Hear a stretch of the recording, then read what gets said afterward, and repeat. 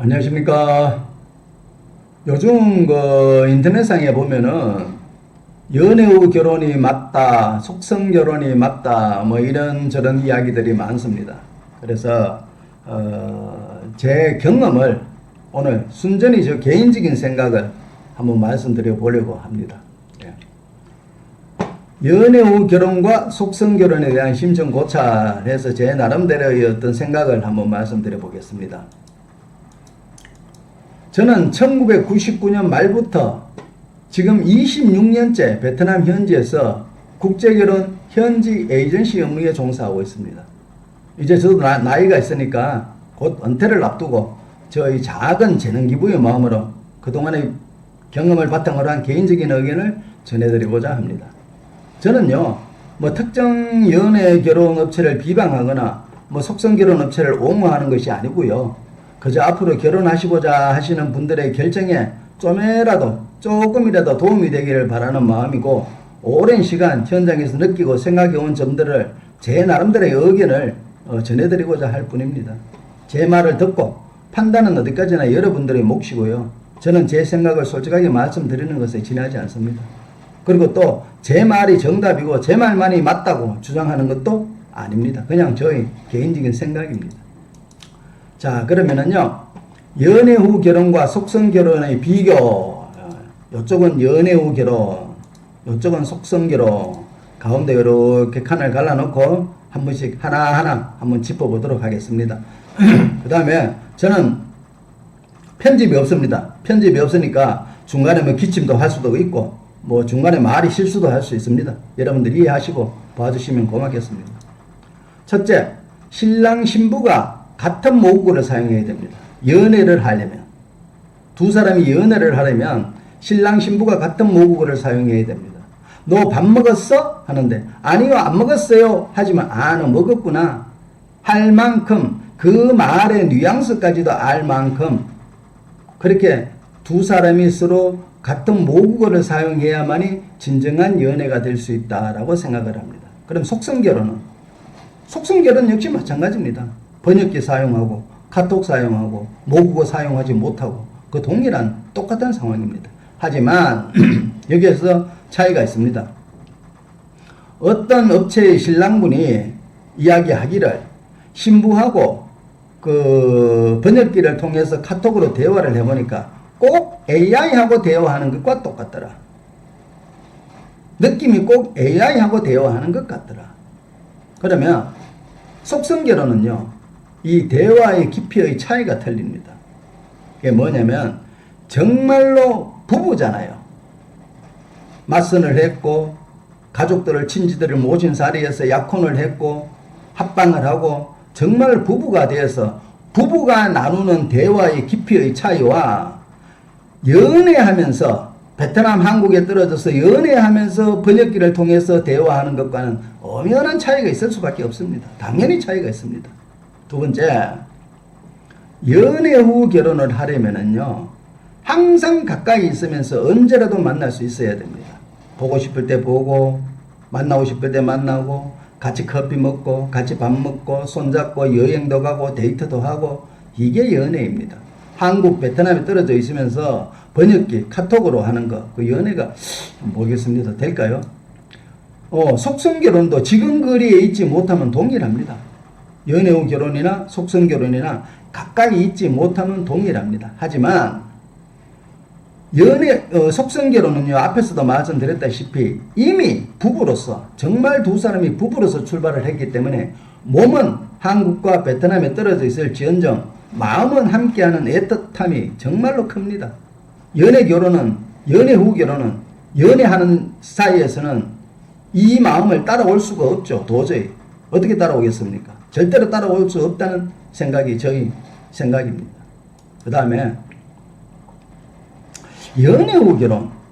그럼 이게 펜팔입니까? 연애입니까? 교제입니까? 정확한 정의가 뭘까요?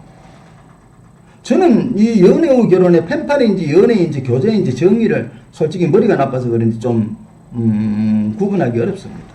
그럼 속성결혼은 펜팔도 연애도 아닌 진짜 부부로서 출발을 합니다. 정말 두 사람이 부부로서 출발을 하는 것입니다. 펜팔 연애 교제 아닙니다. 그 다음 연애 후 결혼은요, 헤어짐을 전제로 출발합니다.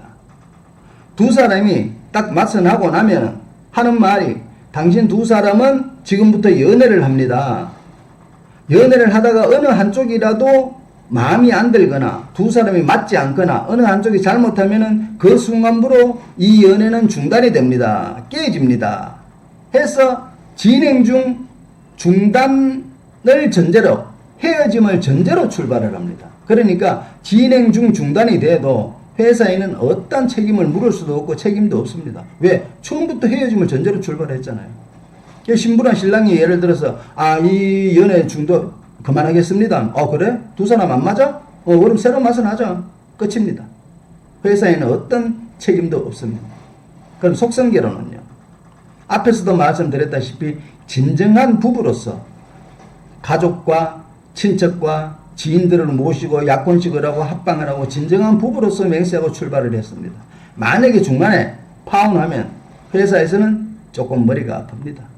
그러면 속성결혼하는 업체에서는 이 편한 걸, 이 헤어짐을 전제로 해서 회사에 어떤 책임도 없는 이 편한 짓을 왜 안 하고 헤어지면, 파혼하면 머리가 아픈 이 속성결혼을 유지를 할까요?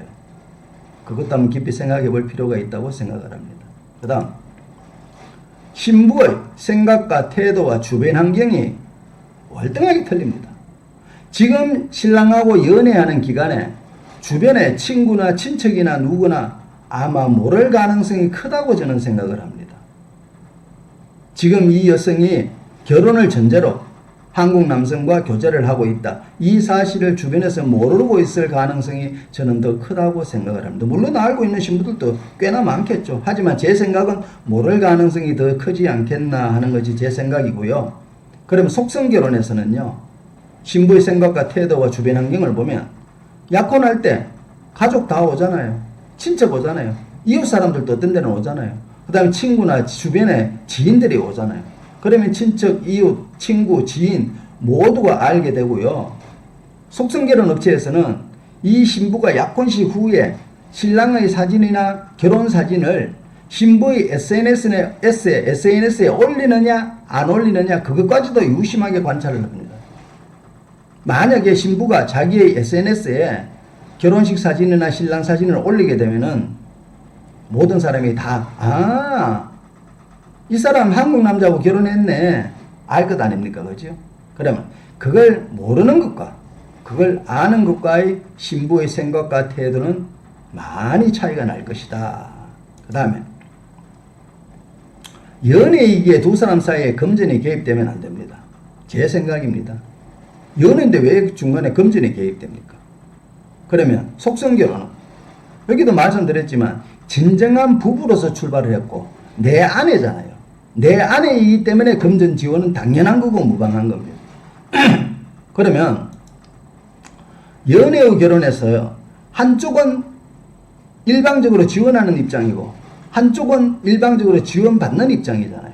그 다음에 어떠한 진전 상황도 없잖아요. 두 사람이 맞선 보고 그냥 연애하는 거잖아요. 카톡 주고받고, 신랑은 한국, 신부는 베트남에서 카톡 주고받고 연애하는 거잖아요. 그 사이에 한쪽에서는 계속 금전을 지원하는 상태고 한쪽에서는 계속 금전을 받는 상태라면 뭐 다 그런 건 아니겠습니다만 간혹 어떤 신부들은 생각에 외국을 부를 수 있지도 않겠습니까? 그죠? 아무것도 안 하는데 그냥 교제만 하잖아요. 카톡하고 문자만 주고받잖아요. 계속 돈이 들어오잖아요. 생각에 외국을 부를 수도 있지 않을까 하는 노파심입니다. 다 그렇다는 것이 아니고요. 그 다음에 속성결혼에서는 내 남편이 한국 사람입니다. 한국인 남편을 둔 유부녀입니다. 한국인 남편을 둔 유부녀가 친정엄마 아버지한테 가서 엄마, 나 지금 기숙사에서 한국어 공부하고 있기에 일을 못해서 나 수입이 없어요. 엄마 아버지 나 용돈 주세요. 할 수 없잖아요. 말이 안 되는 소리잖아요.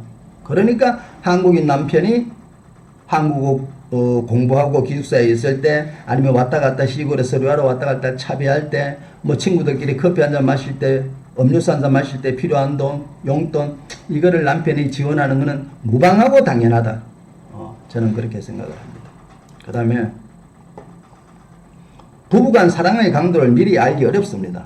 연애 후 결혼에서는 신랑은 한국에 있고 신부는 베트남에 있고 번역기를 통해서 카톡으로 이 신부의 나에 대한 사랑의 강도를 얼마나 알 수 있겠습니까? 그러면 속성결혼은 부부간 사랑의 강도를 미리 알 가능성이 매우 높습니다. 왜? 합방을 하니까요. 그럼 제가 여기서 합방 이야기를 하면은 또 어떤 분들은 또 이렇게 말씀하시는 분들이 계실 겁니다. 야, 합방이 그렇게 중요하냐? 왜 그 합방의 목을 매냐? 아닙니다. 합방의 목을 매는 게 아닙니다. 꼭 여자하고 잠자리를 가지고 싶어서 그러는 게 아닙니다. 사람은요, 남자 여자는요, 서로 둘이 이게 정말로 부부로서 출발하면서 가족, 친지, 지인들을 모시고 약혼식을 하고 정말로 아내가 되면, 부부가 되면은요, 그 여성이 나에게 대하는 행동, 말 한마디, 느낌, 온기, 체온, 모든 게 틀립니다. 정말로 세세하게 알 수 있습니다. 그런데 연애 후 결혼에서는 절대로 그걸 알 수가 없습니다. 어떻게 합니까? 연애 후 결혼에서 절대로 알 수 없는 걸 두 사람이 합방을 함으로써 너무나 많은 것들을 알 수 있게 됩니다. 꼭 여자하고 잠자리 하는 거 그게 중요해서 합방을 강조하는 게 아닙니다. 합방을 해봐야만이 알 수 있는 여러 가지들이 많이 있습니다. 합방하기 전에는 절대 알 수 없는 것들이 많이 있습니다. 그 다음에 신부의 진정한 내면을 볼 수 없다. 여기 기숙사 교육 OX. 신부의 진정한 내면을 볼 수 있다. 기숙사 교육 OX. 이거 무슨 말이냐면은 요거 제가 다음에 요것만 따로 기숙사 교육에 대해서만 따로 한번 만들어서 방송을 한번 할까 생각 중인데요. 먼저 말씀드리면 저는 기숙사에서 신부들한테 어떤 교육도 하지 않습니다. 그러면 어떤 분 그러시겠죠. 야 임마 너 왜 신부 교육을 안 하느냐. 자 한번 보십시다. 국제결혼업체에서 신부 기숙사에 교육을 하면 보통 한국 신랑분들이 와, 저 업체 잘하네. 신부들 교육 저렇게 시키네. 와, 잘한다. 그러면 신부가 기숙사에 몇 달 동안 있죠? 보통 3개월, 4개월 있습니다.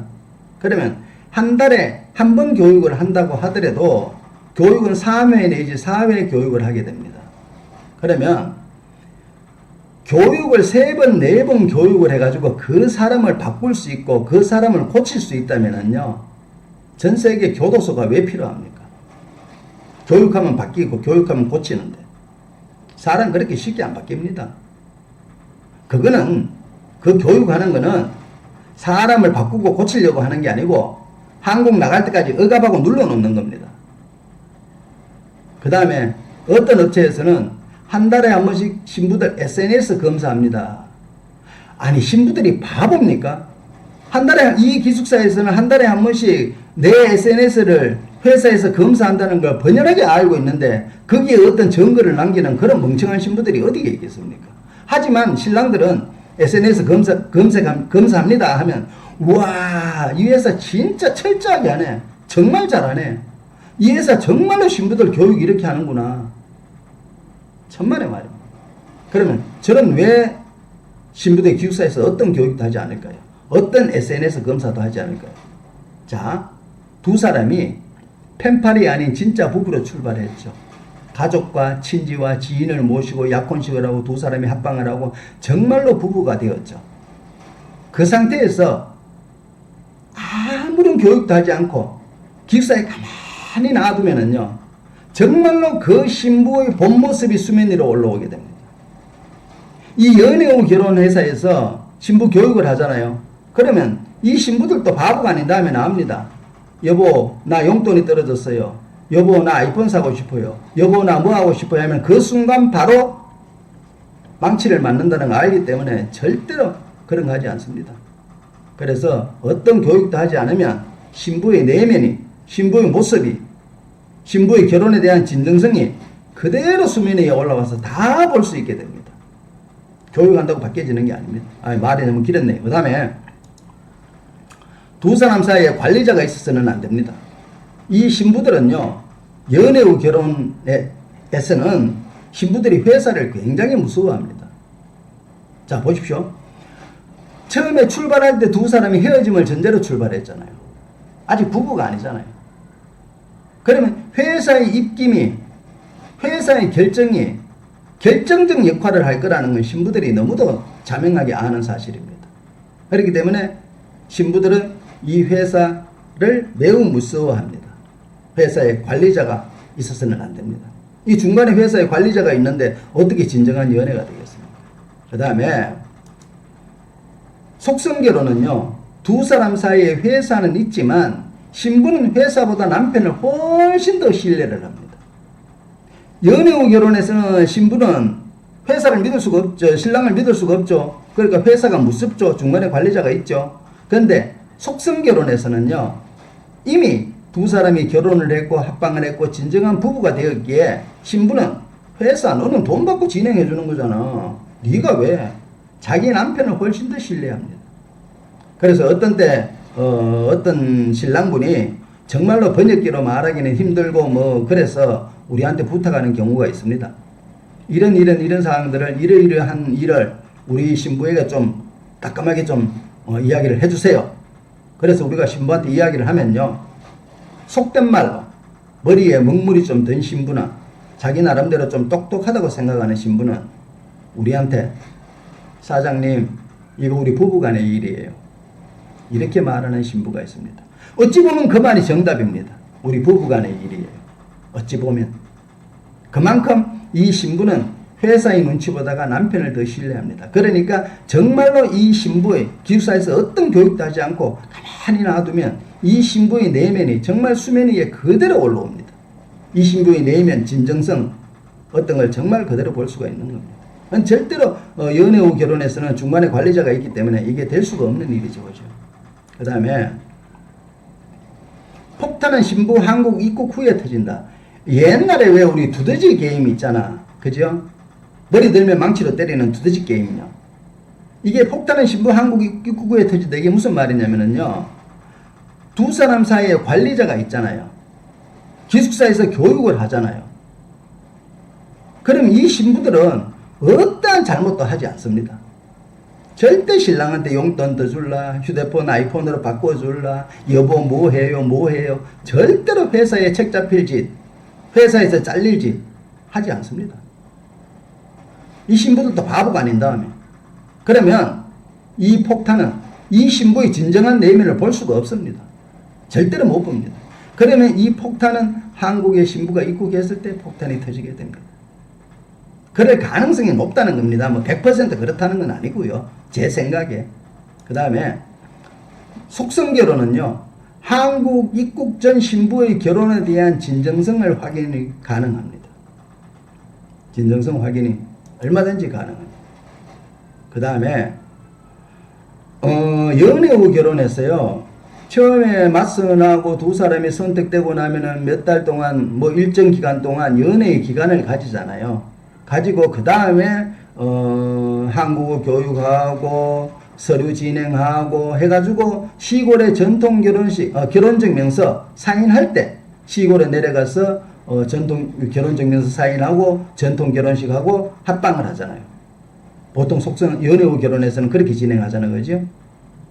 그랬는데 만약에 다 진행하고 결혼증명서 사인하고 전통 결혼식하고 합방을 했는데 그래서는 안 되고 그럴 일도 없겠지만은 그때 만약에 문제가 발생하면, 예를 들어서 신부의 몸에 없다던 문신이 있다든지 아니면 어떤 흉터가 있다라든지 아니면 여기 정말로 이 방송상 어떤 말할 수 없는, 공개적으로 말할 수 없는 부부간에 어떤 그런 큰 문제가 있다라든지 어떤 그런 게 발견됐을 때는 이미 시간도 너무 많이 지났지만 베트남에 혼인신고가 됐고 전통 결혼식까지 한 상태에서 시골 고향의 전통 결혼, 호치민에 사는 약혼식이 아니고요, 시골 고향에 사는 전통 결혼식까지 한 상태에서 문제가 발생하잖아요.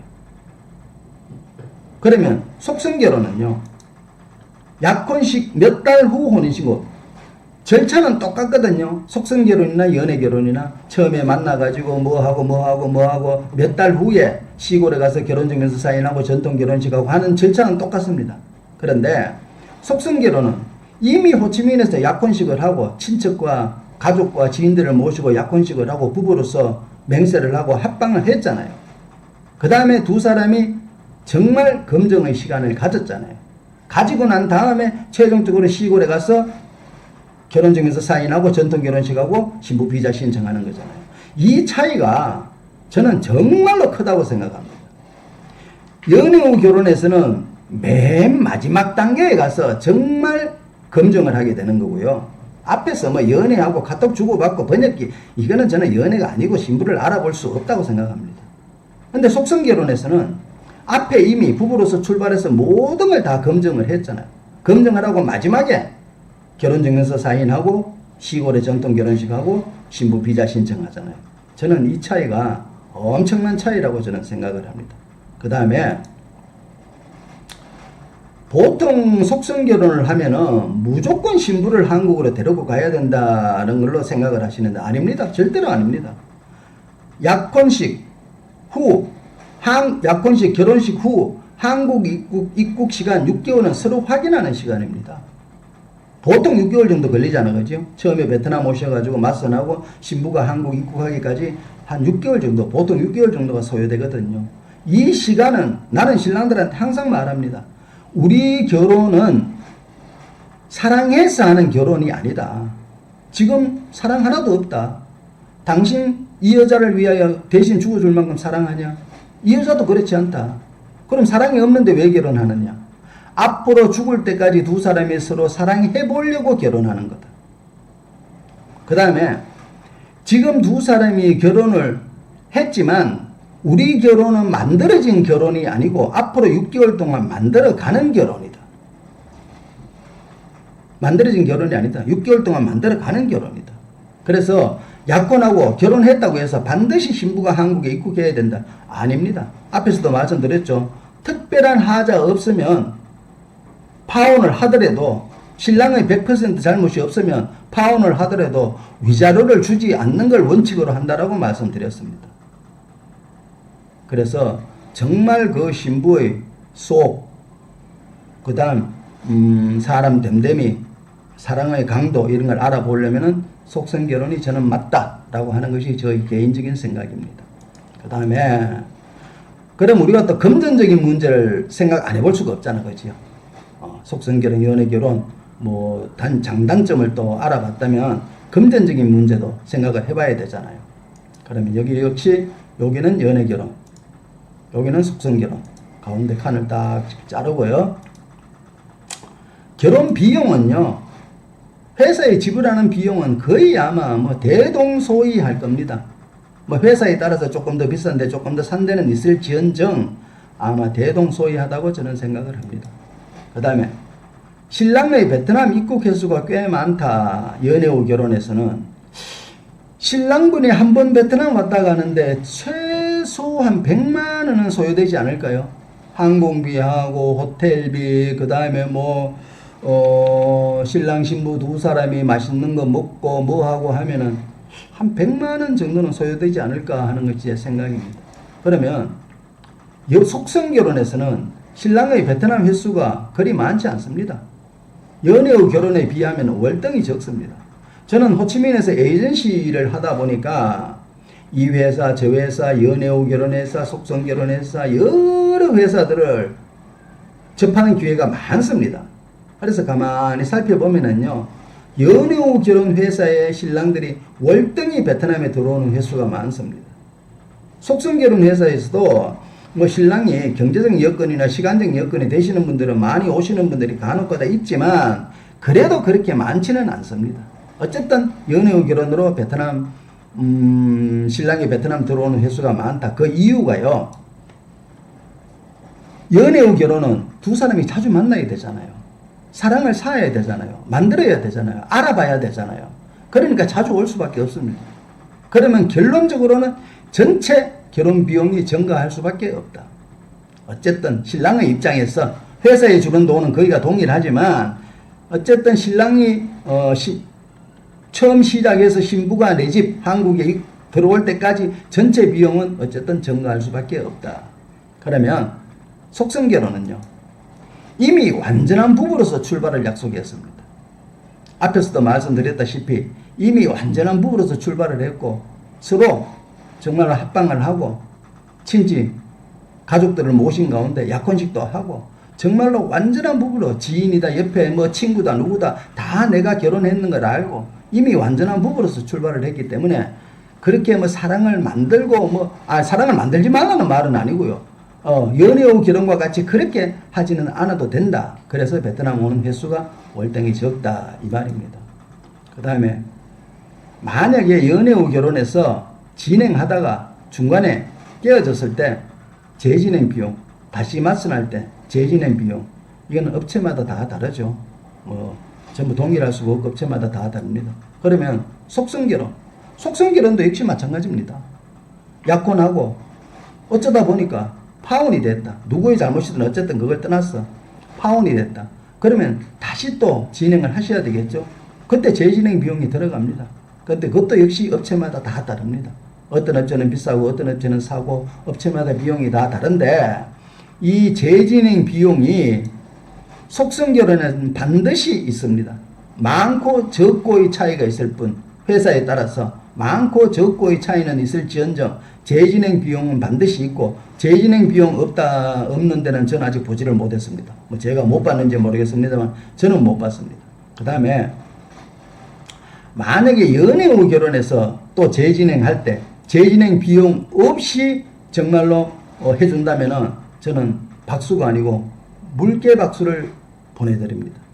아마 연애 후 결혼했어도 어떤 명목으로든 마담비든 뭐든 어떤 명목으로든 재진행비가 없다면 물개 박수를 보내드리지만 아마 재진행 비용이 다 있지 않을까 하는 생각입니다. 똑같죠 거의가. 그 다음에 연애 후 결혼, 연애인데 왜 약혼식 비용이다 뭐다 전체를 다 지불을 합니까? 연애잖아요. 지금 연애하고 알아봐가는 중이잖아요. 할지 안 할지도 모르잖아요. 그 다음 속성결혼은요, 소개에서부터 약혼, 신부, 한국 입국까지 전 과정이 이미 계약서에 딱 명시가 되어 있고 순서대로 착착착착 1부터 100까지 전 과정이 순서대로 착착착착 진행이 되잖아요. 미리 다 아는 거잖아요. 그러니까 입금하시는 게 맞죠. 그럼 연애 후 결혼은 약혼식도 안 하고 결혼할지 안 할지도 모르고, 그런데 그 계약서에 보면은 연애 기간 2개월 연애 후 결정해야 된다. 얼마 후 결정해야 된다. 그 다음에 재맞선은 몇 번만 하고 그 이후로부터는 할 수가 없다. 이게 연애 아니잖아요. 이거는 연애라는 것은 두 사람이 정말로 누구의 간섭이나 중간에 그 컨트롤 없이 금전적인 어떤 개입 없이 정말로 두 사람이 연애를 해보고 마음에 들 때 우리는 결혼하겠습니다 하는 게 맞는 거지. 아직 약혼식도 안 하고 결혼 약혼식을 할지 안 할지도 모르는데 계약서에 몇 달 안에 결정하세요. 몇 번 맞선 보는 끝입니다. 이거는 저는 연애가 아니라고 생각을 합니다. 그런데 왜 전액 지불을 합니까? 비용을. 그 다음에 교제 중단 시 환불금 50%, 약혼식 후 파혼 시 환불금 10%. 이걸 내가 어디에서 어떤 사장님께서 하시는 말씀을 한번 들었습니다. 연애 후 결혼하시는 사장님인데요. 연애 후 결혼은 교제 후 중단되면 50% 환불해준다. 그런데 속성결혼은 약혼 후 파혼되면 10%밖에 환불 안 해준다 니한테. 그러니까 연애 후 결혼이 낫지 않느냐라고 이야기하는 걸 제가 어디서 들은 적이 있거든요. 여기서 이 50% 10%라는 게 무슨 말이냐면요.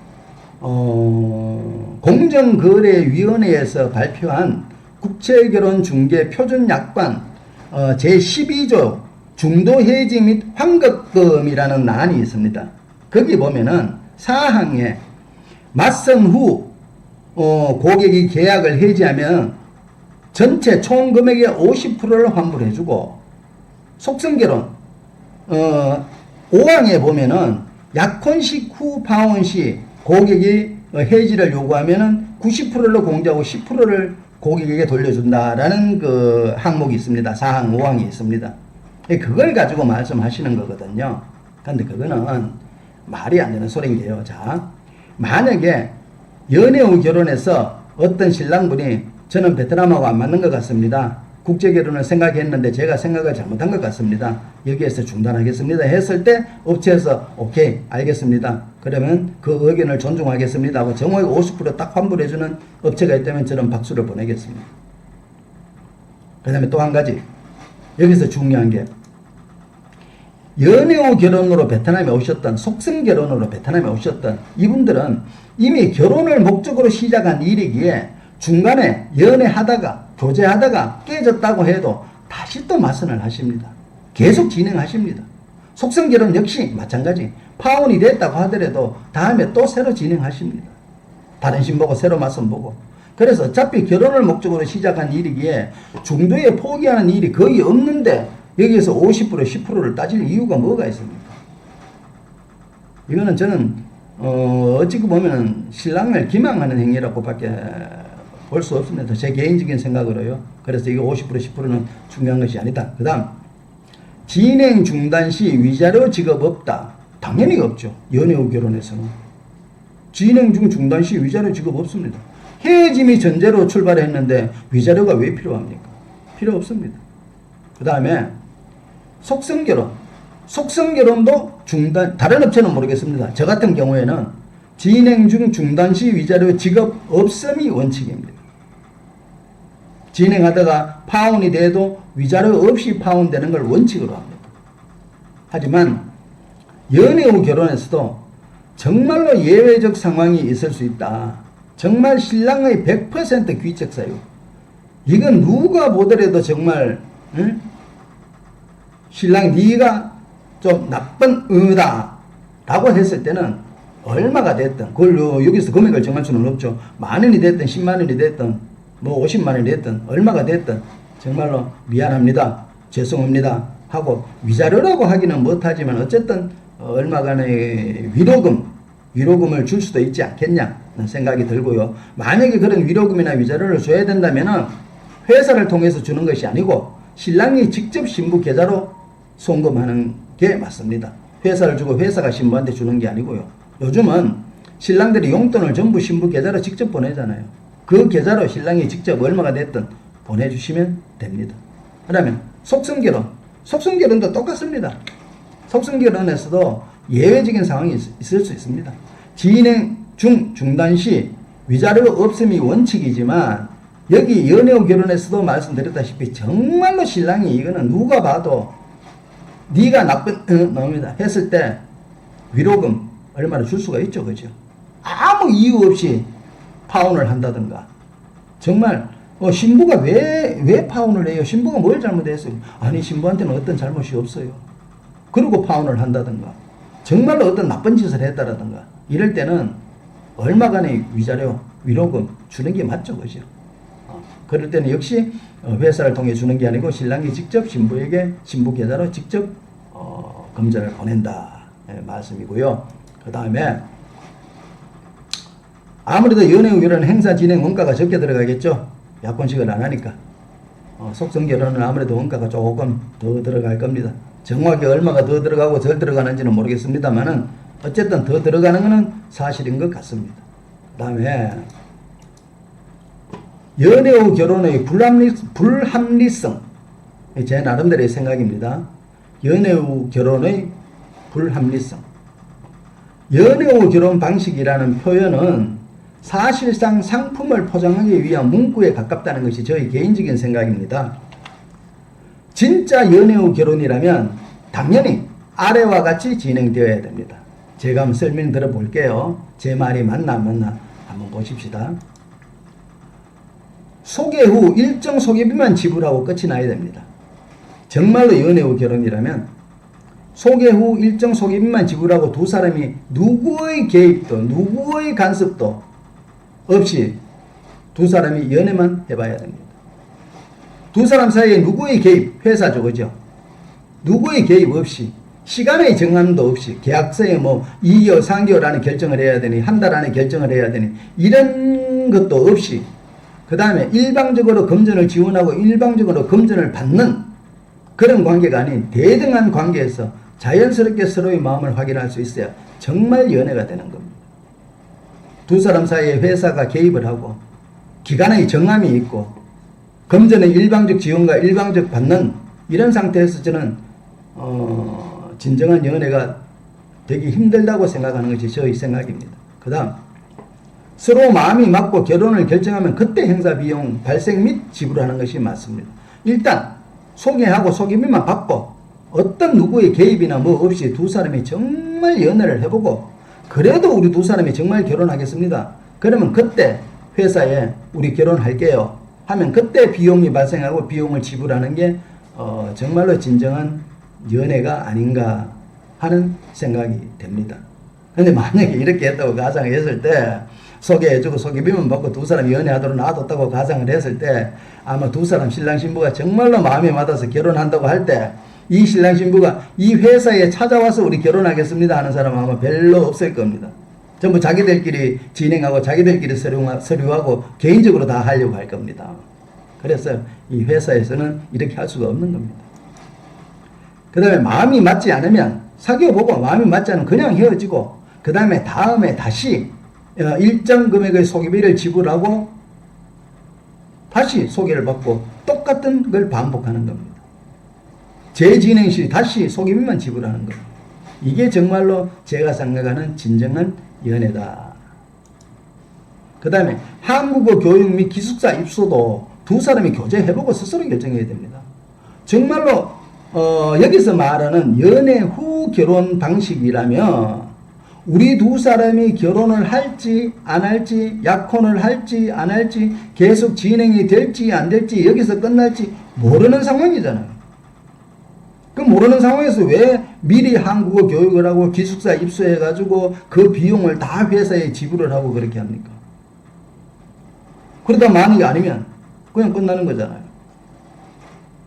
만약에 정말로 연애 후 결혼 방식대로 한다면 드리는 말씀입니다. 어떻게 보면 조금 억배소리인 점도 없지 않아 있다는 걸 인정을 합니다. 하지만 연애 후 결혼 방식이라고 하면은 진정한 연애라고 하면은 이렇게 해야 진정한 연애다라는 걸 말씀드리는 겁니다. 이런 구조가 바로 진짜 연애이며 신랑과 신부 사이에 어떠한 관리자도 금전도 개입하지 않은 상황입니다. 그 다음 연애 후 결혼 방식이라는 표현은 사실상 상품을 포장하기 위한 문구에 가깝다는 것이 저희 개인적인 생각입니다. 진짜 연애 후 결혼이라면 당연히 이렇게 진행되어야 하며 그러지 않으면 연애 후 결혼이라는 표현이 잘못됐다라고 저는 생각을 합니다. 그 다음에 신랑들에게 가장 효과적으로 어필되는 스토리는 사실 한국 신랑들이 흔히 착각하며 듣고 보고 싶어하는 이야기입니다. 야, 어떻게 결혼을 만난 지 단 며칠 만에 할 수 있냐? 어떻게 결혼인데 만난 지 이틀 3일 만에 결혼할 수 있냐? 서로 충분히 알아보고 마음이 맞으면 결혼하고 강요 없이 누구의 강요 없이 자연스럽게 연애해보고 문제가 없으면 진행해야지. 이런 방식이야말로 진짜 정상적이고 자연스러운 과정이라고 믿고 싶어합니다. 신랑분들이. 그래서 연애 후 결혼이라는 표현은 감성을 자극하는 마케팅 문구로 매우 강력한 효과를 발휘합니다. 자, 그러면 여기서 어떻게 결혼을 만난지 단 며칠 만에 할 수 있나? 남녀 간의 그 관계는요, 시간이 중요한 게 아닙니다. 저희들이 어떤데 한국에서 상담을 할 때, 신랑분이 베트남 가서 결혼하고 며칠 후에 한국에 돌아올 때 신랑 신부 같이 우는 경우도 있고 신부만 우는 경우도 종종 있습니다 하면 한국에서는 절대로 믿지 않습니다. 말도 안 되는 소리 하지 마세요. 어떻게 만난지 며칠 만에 서로 헤어진다고 눈물을 흘리고 웁니까? 하지만 사실상 그런 경우가 너무 많습니다. 예, 그래서 남녀 간의 관계는 꼭 시간만이 답이 아니다 하는 말씀을 드립니다. 그 다음에 연애 후 결혼의 불합리성에 대해서 또 한번 말씀을 드려보겠습니다. 리스크를 고객에게 전달할 수 있기 때문에 업체 입장에서는 다음과 같은 이점이 생깁니다. 비용을 먼저 받으면 진행 중 파토가 나더라도 손해도 책임도 없습니다. 비용을 먼저 받았기 때문에 어떤 손해도 날 수가 없죠. 중간에 가다가 파토가 나더라도 중단되더라도 헤어짐을 전제로 했기 때문에 회사는 어떤 책임도 없고 머리 아플 일도 없죠. 너무 깔끔합니다. 애초에 헤어질 가능성을 전제로 시스템이 설계되어 있기 때문입니다. 그 다음에 신부 기숙사 운영 등 각종 시스템을 유지할 비용을 미리 확보했잖아요. 그리고 책임도 손해도 없잖아요. 결국 업체는 리스크가 거의 0에 가깝고 모든 부담은 신랑에게 100% 전가되는 구조입니다. 제 생각입니다. 그 다음 진짜 연애 후 결혼 모델은 업체 입장에서는 이익이 되지 않습니다. 아까 앞에서 말씀드렸죠. 소개만 해놓고 두 사람이 충분히 연애를 해본 뒤 결혼을 결정하면 그때 결혼 비용을 받는 구조가 진정한 연애 후 결혼인데, 인간적으로는 가장 바람직하지만 업체 입장에서는 사실상 수익이 거의 발생하지 않는 방식입니다. 그래서 국제결혼 업계에서는 정말 진정한 연애 후 결혼이라는 구조는 거의 존재하지 않는다는 것이 저희 생각입니다. 아까도 말씀드렸다시피 두 사람이 소개해주고 소개면 받고 두 사람이 연애해보고 좋으면요, 회사 와서 결혼하겠다 하는 사람 없습니다. 전부 자기들끼리 한다고 하지, 개인적으로 한다고 하지.